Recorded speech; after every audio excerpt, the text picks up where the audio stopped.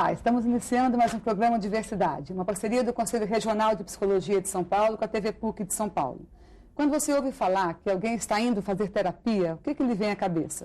Provavelmente que a pessoa está indo ao psicólogo. Mas, na verdade, a prática do psicólogo, do psicanalista, do psiquiatra, chama-se psicoterapia. Porque terapia é um termo que determina tratamentos de um modo geral. Aquilo que o terapeuta que aplica cromoterapia, aromaterapia faz, também é chamado terapia. E esta confusão de termos tem levado à associação frequente da psicologia com as terapias alternativas. Uma confusão que se estende não só aos usuários, mas também a alguns psicólogos. Existem hoje várias formas de terapias alternativas. Só para citar algumas, nós temos florais de Bach, temos terapias de vivências passadas, temos a programação neurolinguística que alcançou inclusive um Ibope agora maior, foi mais popularizada por causa de alguns gurus da autoajuda, né? E a procura crescente por esse tipo de terapia muitas vezes é determinado por uma busca de um alívio mais imediato, um conforto mais rápido para os problemas. O Conselho Regional de Psicologia de São Paulo entende que as terapias alternativas não são práticas psicológicas, porque não se fundamentam na ciência, na teoria psicológica. A incorporação de novas práticas ela é necessária, mas ela deve ser feita de acordo com pesquisas que seguem a norma ética e científica já estabelecida por lei. Para conversarmos aqui hoje sobre esse tema, que é bastante polêmico, nós temos Liliane Moreira, psicóloga, conselheira e membro da comissão do Centro de Orientação do CRP de São Paulo, Ricardo Bonalume Neto, que é repórter e autor da coluna O Cético, da revista da Folha de São Paulo, e Maurício Piragino, que é psicoterapeuta e acupunturista. Liliane, vamos começar um pouquinho caracterizando o tema hoje do nosso debate. Para a psicologia, o que diferencia as práticas que são reconhecidas pela psicologia como psicológicas e aquelas que não são? Eu fico pensando, né, Lumena, que principalmente como a gente tem trabalhado aqui no Conselho Regional de Psicologia, no Centro de Orientação, o que a gente entende é que as práticas ou as terapêuticas alternativas ou as terapias alternativas, assim por diante, têm princípios completamente distintos dos princípios da psicologia e da psicoterapia. Quer dizer, temos na psicoterapia bases científicas de estudos e de um acúmulo de conhecimento que é relativo ao homem, né, ao ser humano, enquanto seu comportamento, suas emoções, seus sentimentos, a sua subjetividade e suas relações com o mundo num mais amplo termo.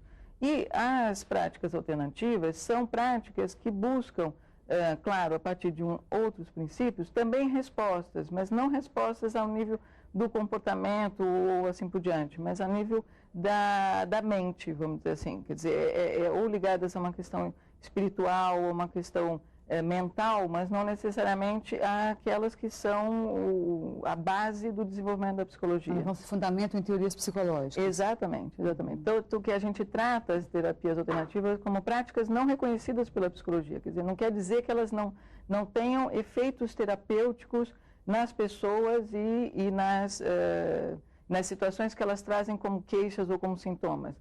Mas elas não são psicológicas, elas não têm o mesmo fundamento, as mesmas bases, nem a mesma busca de resposta que a psicologia tem. E essa procura que tem sido crescente das pessoas por esse tipo de terapia, você tem uma explicação um pouco para isso no seu cotidiano, Maurício? O que tem levado as pessoas a estar procurando mais outro tipo de terapia? Olha, eu acho que as pessoas procuram principalmente pela facilidade que tem, às vezes, até de encontrar, né? Eu acho que a Liliane falou uma coisa que é importante, que é, hoje em dia as pessoas, e eu acho que a gente vive numa sociedade em que as pessoas estão buscando respostas mais rápidas para as questões que pertencem a ela, né? E eu acho que muitos desses campos acabam por fazer um papel oposto ao que fazemos nós psicólogos, né? De um tratamento que é mais longo, que é um tratamento que exige mais recursos, não só financeiros, mas recursos de colocação, de você poder ir semanalmente para um tratamento e tudo, né? Então as pessoas procuram uma coisa mais prática e mais objetiva, digamos assim, né? E eu acho que vai por aí, né? Isso que eu estou dizendo não invalida esses tratamentos, né? Eu acho que esses campos que nós que nós frequentamos são campos de muito difícil delimitar. Eu acho que a delimitação do campo psicológico é mais ou menos uma tarefa como contar quantos grãos de areia tem numa praia, né? Que é possível contar, mas é uma tarefa árdua e muito difícil para você conseguir delimitar, né? Até que ponto que a gente esbarra na pedagogia, até que ponto que a gente esbarra na medicina, até que ponto que a gente esbarra na sociologia e assim por diante. Mas aí nós chegamos num ponto. Até que ponto esbarra na picaretagem? Quer dizer, como é que vocês fazem para separar o joio do trigo, certo? Veja bem, psicologia, vou deixar de lado se ela tem ou não uma fragilidade teórica que a torna mais vulnerável a esse assalto da picaretagem mística do que, por exemplo, a medicina. Mas vamos pensar do ponto de vista prático, do usuário da psicologia, do cliente, do paciente, qual é a palavra que vocês prefiram? Seja uma pessoa ou seja uma empresa, por exemplo. Existem muitos psicólogos que trabalham em empresas, certo? Empresas contratam psicólogos para, por exemplo, departamentos de recursos humanos, etc. Como fazer para que seja um psicólogo de verdade, que de fato faça algo bom por essa empresa e que não prejudique os funcionários ou os futuros funcionários com alguma prática pseudocientífica? Quer dizer, como separar o joio do trigo? Nessa tentativa de ajudar o usuário, né, a diferenciar aquilo que é científico, portanto tem uma base de uma ciência que é psicológica, aquilo que não é, o que poderia ser dito como auxílio para essa diferenciação? Eu diria que o que pode auxiliar é assim, nenhum psicólogo está autorizado a associar nenhuma prática do tipo alternativa, que aí vem uma pergunta alternativa a quê e a quem, não é? Mas nenhum psicólogo, voltando, está autorizado a associar a prática da psicologia a qualquer outra prática não reconhecida pelo campo da psicologia, ou seja, nenhuma prática alternativa. Como, por exemplo, ele não pode receitar nada, o que seriam exemplos de coisas que o psicólogo não pode estar fazendo? Não pode fazer mapa astral. Não pode fazer um mapa astral, ele não pode receitar florais de Bach ou qualquer outro tipo de medicamento. Ele não pode fazer nenhuma indicação, por exemplo, de, vamos dizer assim, a pessoa tem que ir para alguma crença religiosa, quer dizer, não pode nem encaminhar, vamos dizer, a pessoa para um que eu quero dizer assim, um rito religioso, obrigada. Né? Então, ele não pode, né, ou mesmo não pode estar usando programação neurolinguística, ele não pode estar desenvolvendo terapias de vivências ou vidas passadas, independentemente aí do nome, quer dizer, mas principalmente ele não pode estar desenvolvendo nada disso associado à prática da psicologia, ou seja, ele não pode ter uma publicação em que ele se diga psicólogo e, né, receitador de florais de Bach, por exemplo. Posso fazer uma pergunta bem bobinha para vocês? Bem Pode, de leigo. só para fechar um pouquinho essa questão ainda que a gente está falando, Ricardo, acho que a gente está dizendo, então, com clareza, é que o psicólogo, ele se insere numa profissão que está numa ciência psicológica, que tem os seus pressupostos, tem as suas questões determinadas pelo caminho científico. E que ele só pode atuar de acordo com esses pressupostos científicos. Qualquer outra nova incorporação de prática depende de uma pesquisa feita com qualidade, com todas as regras que já estão por aí determinadas. Exatamente, exatamente. Minha pergunta é uma provocação. Para que serve o psicólogo, então? Certo? Ou seja, o que uma pessoa que estaria disposta a se consultar com um psicólogo, ou uma empresa disposta a contratar um psicólogo, o que ela vai ter nesse psicólogo? Porque, veja, a gente vive, infelizmente, num mundo onde o mercado domina uma série de coisas. Então, por que acontece muito disso? Porque há mercado para esse tipo de picaretagem mística. Então, vocês correm o risco de um dia chegar a ter pessoas formadas em psicologia que não vão se interessar em ter o seu registro no Conselho de Psicologia, porque vão ganhar muito mais dinheiro fazendo essas alternativas, associadas a um psicologismo, digamos assim. O diploma de psicólogo vai ficar na parede para dar um certo status intelectual, e ao mesmo tempo a pessoa pode ir atrás de tudo isso livre de qualquer regulação. Não, eu não sou psicólogo, eu não estou fazendo psicoterapia, psicanálise, nada disso. Eu estou aconselhando, eu estou fazendo uma terapia, eu estou ajudando, sabe? Como um padre fazia quando alguém ia se confessar com um padre. Então daí a minha pergunta sacana, para que serve o psicólogo? E por que melhor o Eu psicólogo? gostaria de responder a primeira pergunta que você fez. Por favor. Que acho que quando você pergunta como a gente diferencia um trabalho de um psicólogo e de um picareta, eu acho que a gente diferencia pela formação que a pessoa fez, né? Independente da gente crer ou não na formação que ela fez, né? Tudo depende de formação, né? E quanto que você se forma, quanto que você se informa, quanto que você se recicla, né? Essa que faz a diferença, né? Eu acho que é fundamental, porque é muito difícil a gente falar aqui mal de qualquer terapia alternativa ou falar que ela é uma crença, ou é puro misticismo, sendo que eu posso falar do ponto de vista, eu sou acupunturista e trabalho com medicina chinesa, e quando você conhece a China, você conhece um outro padrão e uma outra filosofia, um outro modo de viver. E isso se insere de uma forma completamente diferente na sociedade que a pessoa está colocada. E tem uma coisa que eu acho que é muito interessante, é que a passagem da acupuntura, da medicina chinesa para o Ocidente, era uma passagem complicada, né? No Brasil, por exemplo, hoje em dia nós estamos em plena guerra no Congresso Nacional pela regulamentação da profissão, né? E acho que tem um prefácio... Ou seja, uma guerra pelo mercado. Uma guerra pelo mercado, com certeza, porque na verdade, pelo menos do meu ponto de vista, o que nós temos que ter é uma formação em medicina tradicional chinesa, que é uma área como outra qualquer, né? É uma área como a psicologia, como a fisioterapia, como a medicina e assim por diante.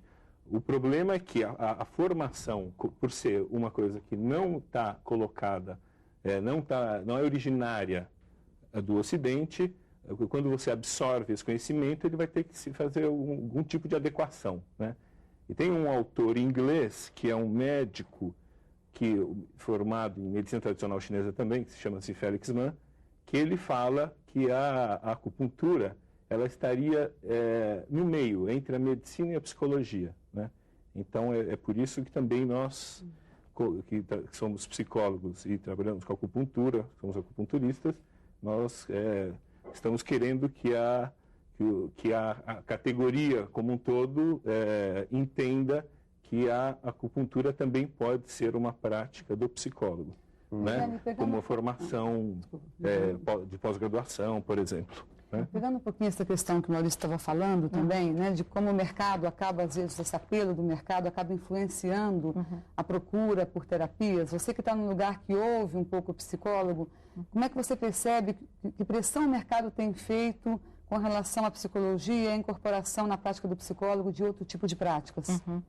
O que a gente pode responder a isso, né, Lumena, que a gente percebe que até tem um sentido de, assim, de um plus, né? Quer dizer, eu sou psicólogo, mas também sou um terapeuta floral, né? Então, tem um plus no sentido de, assim, eu ganho um mercado, né, a maior, vamos dizer assim, aparentemente, porque eu tenho esse plus, porque eu tenho essa outra técnica ou essa outra prática que cria... Não basta ter o seu curso de psicologia. E muitas das vezes o que acontece, né, quer dizer, pegando isso que o Ricardo acabou de falar, quer dizer, não é que não basta, eu utilizo essa base da psicologia para ter esse plus, quer dizer, eu me embaso, como você estava falando há pouco, com um diplominha de psicólogo na minha parede, dizendo assim, eu tenho sustentação teórica e científica para usar essa outra prática, quer dizer, então, não é nem honesto, porque assim, não usa da terapia floral como terapeuta floral e vai fazer esse caminho e essa outra forma de prática, né? Quer dizer, acaba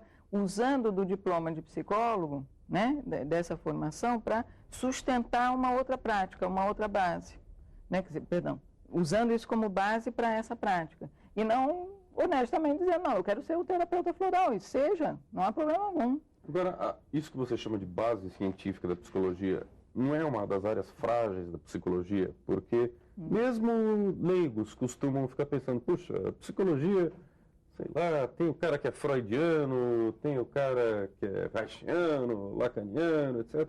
É tudo psicólogo, mas eles não se entendem. Bom, vamos Afinal, segurar a polêmica, então, o que é o quê? Isso, vamos segurar a polêmica para o segundo bloco, que a Diversidade vai fazer um pequeno intervalo, mas volta já para continuar conversando sobre psicologia e práticas alternativas. Fique conosco.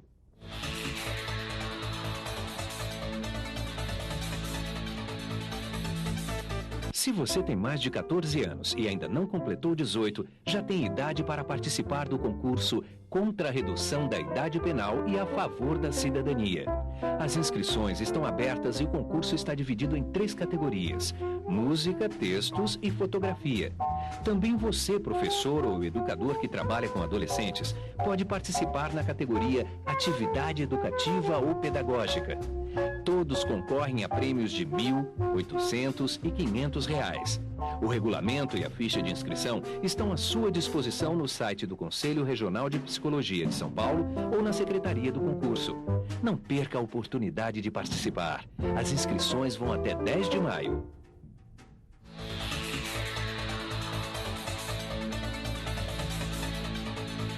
Olá, estamos de volta com Diversidade, uma parceria do Conselho Regional de Psicologia de São Paulo com a TV PUC de São Paulo.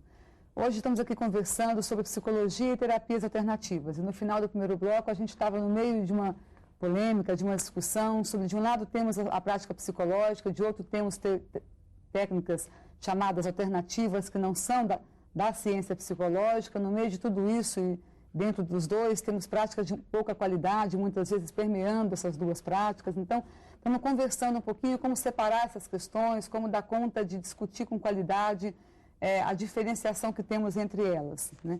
Nós tivemos aqui várias perguntas do auditório e algumas delas, por exemplo, do Mauro e da Andréia, falam um pouco, Liliane, também voltadas para você, mas também para os outros, que fundamentos que a psicologia tem hoje que não podem ser reestruturados? Como é que a psicologia pensa este desenvolvimento constante da ciência, já que estamos falando que tem coisas que não são psicológicas tão taxativamente? Uhum. Bom, fica difícil, eu posso responder genericamente essa pergunta, né? Porque isso também tem muito a ver com os cientistas, vamos dizer assim, da psicologia e os acadêmicos, vamos dizer assim, que são os produtores de conhecimento. Claro que alguém que é um psicólogo na prática também produz um conhecimento e é essa prática e são essas pesquisas que podem permitir esse avanço ou não da psicologia no campo próprio dela. Quer dizer, quando eu estou chamando o campo próprio dela, eu estou dizendo que é um campo que pode ser delimitado, apesar de ser múltiplo. Quer dizer, então, quando o Ricardo estava falando, é freudiano, lacaniano, é bioniano, é skinneriano, sim, ele é múltiplo, mas é um campo psicológico, né? Quer dizer, um campo psi no sentido de que, assim, tem a ver com as questões psicológicas. O que são os fenômenos psicológicos? São comportamento, emoção, afetividade, as relações humanas, o contexto social e a sociedade, as suas múltiplas facetas e formas vamos dizer assim, de expressão e de produção, né, do que é o humano. Agora, então, é muito amplo? Mas isso são todas uma série de... Cria-se aí dentro desse campo uma série de interfaces, quer dizer, então, o Maurício estava falando, bom, tem um campo que tem que ser, quer dizer, é muito difícil delimitar esse campo, ele é um campo com interfaces, com a pedagogia, com a educação mais amplamente, com a filosofia, com a antropologia, com a sociologia, quer dizer, é um campo de área humana e social, né? Tem algumas perguntas voltadas para como que o Conselho de Psicologia lida com ou denúncias ou questões que chegam, ou psicólogos que procuram, falando dessas outras práticas alternativas ligadas à prática psicológica, como que o Conselho tem feito essa orientação? O Conselho tem primado, vamos dizer assim, por um tipo de trabalho que é o de orientação e de reeducação. A gente não tem atuado numa coisa de fiscalização, até porque não dá para fiscalizar, e não é nossa proposta, né, do Conselho, da atual gestão do Conselho, fiscalizar, no sentido de bater na porta das pessoas e ficar avaliando o que você está fazendo e o que você não está fazendo. Agora, na medida em que há uma denúncia ao Conselho, essa denúncia é fiscalizada, é verificada. Vamos até lá, existem conselheiros, né, e psicólogos que são convidados para essa função de fiscal e a gente vai efetivamente avaliar e fiscalizar aquilo que está sendo realizado, seja por um psicólogo, ou às vezes até por outros profissionais que, como a gente estava falando um pouco de mercado, né, quer dizer, arregimentam essas práticas alternativas junto com psicólogos aí no meio e ganham seu dinheiro em cima de psicólogos ou de estagiários de psicologia que trabalham por nada, muitas das vezes, para fazer terapia de vidas passadas via telemarketing. A gente estava falando um pouco de como que essas várias demandas estão cada vez chegando perto da psicologia, interfaceiam com a psicologia mais talvez que com outras profissões. Como é que você vê isso do teu ponto de vista? Bom, o meu ponto de vista pessoal, é que eu acho que a psicologia ela tem essa vulnerabilidade justamente pela área de estudo que ela é. Ela estuda a mente humana, certo? Que é um campo de estudo extremamente complexo. Existe muita dúvida ainda. Realmente, o que a ciência sabe sobre o ser humano, principalmente sobre a mente humana, ainda é muito limitado, certo? Então, a picaretagem mística, a picaretagem pseudocientífica, ela tende a entrar justamente nesses nichos, nesses flancos, onde existe a dúvida, certo? Porque a ciência, ela não pode ser arrogante e dizer, não, nós sabemos tudo. Por outro lado, ela também não pode ser arrogante e dizer, nós não sabemos ainda, um dia a ciência vai saber. De repente, pode ter alguma coisa que a ciência nunca vai saber, porque não existe como a ciência saber determinadas coisas. Então, por exemplo, essa picaretagem que eu acho divertidíssima, vidas passadas. Todos os seres vivos são vinculados, existe um vínculo, certo? O DNA que eu tenho é igual ao DNA de uma drosófila, é o DNA o mesmo, é a mesma substância química de uma planta, certo? Então, no passado, eu fui uma ameba. Tem gente que até pode achar que eu sou hoje uma ameba, mas pelas ideias. Mas, você vê, como achar que isso pode ter uma base científica, certo? Maurício, como é que você percebe que isso afeta a psicologia? Quer dizer, é uma prática psicológica, né? Como é que essa confusão de campo interfere? Dentro do que o Ricardo está falando, inclusive. Eu acho o seguinte, eu acho que é muito difícil a gente fazer o que é bom é o que é científico e o que não é científico é lixo. Eu acho isso perigosíssimo e isso eu acho um grande atraso ao desenvolvimento, inclusive, social, né? Então a gente tem que tomar esse cuidado, porque não é porque eu não sei explicar uma coisa e que a ciência não explica que ela não existe, né? Senão a gente vive milhares de situações cotidianas, né? E as pessoas procuram, eu acho que todas essas coisas até em função disso, que você procura uma explicação para o que você vive, né? Mas a questão básica é essa. Né? Você procurar uma explicação e ficar satisfeito com a primeira bobagem que disserem para você. Certo? Tudo bem, né? Mas esse é um risco. Mas cuidado, aí porque que você entra pode a ficar no picaretagem. púlpito só de dizer o que é bom e o que é ruim, né? E quem somos nós para dizer o que os outros fazem da vida deles, né? Cada um faz o que entende, né? Eu acho que a posição que eu entendo que o Conselho deveria ter é na direção do que a Liliane está falando, né? Na medida em que você tem uma queixa de qualquer associação que faz qualquer coisa que está sendo chamada dentro do rol da psicologia e aquilo está prejudicando alguém, o Conselho tem que intervir. É claro que tem que intervir, né? Eu não estou defendendo, né, uma bagunça generalizada, não é isso.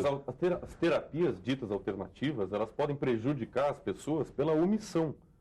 De repente você vai no terapeuta alternativo e fica satisfeito com o tratamento, entre aspas, que ele te dá, e com isso você está impedido de ir num tratamento de verdade. Enquanto que você pode estar com uma doença séria, você pode estar com câncer, por exemplo, teve um sintoma, depois parou, no futuro você vai ter de novo essa doença. Existem vários casos onde você procurar uma terapia alternativa é perigoso para a saúde. Eu conheço um caso, eu não gosto de dizer eu conheço um caso, é um caso anedótico, assim, porque afinal de contas todo mundo conhece um caso de alguém que foi curado por florais, por aquilo. Porque, se você parar para pensar, muito disso cura mesmo. Porque, primeiro, você tem que saber o que é a doença, certo? Ah, eu estou deprimido, eu estou mal, não sei o quê. Toma um chazinho, está curado. Estou curado. Mas você estava doente, em primeiro lugar? O que é doença, certo? Agora, há casos em que você não pode tratar uma infecção com uma ervinha. Você tem que tratar uma infecção com antibiótico. Depende. Que infecção que é essa? Se você falar isso na China, eles vão rir da sua cara. E aí como é que fica para o usuário, Liliane? Quer dizer, tentando falar para o usuário desse serviço, que ele deve se orientar, né? Se ele tem o diploma na parede, mas está oferecendo outras coisas. Que tipo de atitude o usuário pode ter quando fica na dúvida do que está acontecendo? Ele pode ligar para o CRP, por exemplo, e buscar uma orientação no sentido de se aquilo é possível, não é possível, mas principalmente ele pode até questionar isso, quer dizer, acho que num primeiro momento questionar isso com o próprio profissional, né? Quer dizer, questionar no sentido da dúvida dele. Bom, isso é possível, não é possível, me sinto bem com isso, ou não me sinto bem com isso, estranho, e pode até chegar a denunciar o CRP, né? Quer dizer, o problema, muitas das vezes, não é nem tanto só aqueles psicólogos, vamos dizer assim, que associam, a gente está usando a terapia floral como exemplo, mas até quando não é psicólogo e é um terapeuta floral e não existe nenhum órgão, vamos dizer assim, que possa defender esse usuário. Quer dizer, acho que no caso até da psicologia, a gente tem uma possibilidade para o usuário de poder bater na nossa porta e ser acolhido, né? No sentido de podermos estar averiguando até que ponto esse profissional está efetivamente sendo quer dizer, incorrendo e aí sim infração ética com esse usuário. Até porque é importante que o contrato de trabalho entre o profissional e o usuário, o paciente, né, que seja, mas eu prefiro mesmo a palavra usuário, possa ser um contrato às claras, quer dizer, como é esse trabalho, como é que ele se realiza, o que é, vamos dizer assim, o que é preciso nesse trabalho e o que, na verdade, esse usuário pode questionar. Quer dizer, toda e qualquer pessoa tem o direito de questionar o trabalho de qualquer profissional. Diversidade vai ficando por aqui, o tema é polêmico, ele permite ainda continuarmos com discussões em vários enfoques. Eu queria agradecer, então, a participação da Leliane Moreira, psicóloga, conselheira da Comissão do Centro de Orientação do Conselho Regional de Psicologia de São Paulo, do Ricardo Bonalume Neto, repórter e autor da coluna O Cético, da revista Folha de São Paulo, e Maurício Piragino, psicoterapeuta e acupunturista. Eu espero vocês em maio, quando voltaremos com mais um programa Diversidade, falando sobre desafios da psicologia do esporte. Até lá!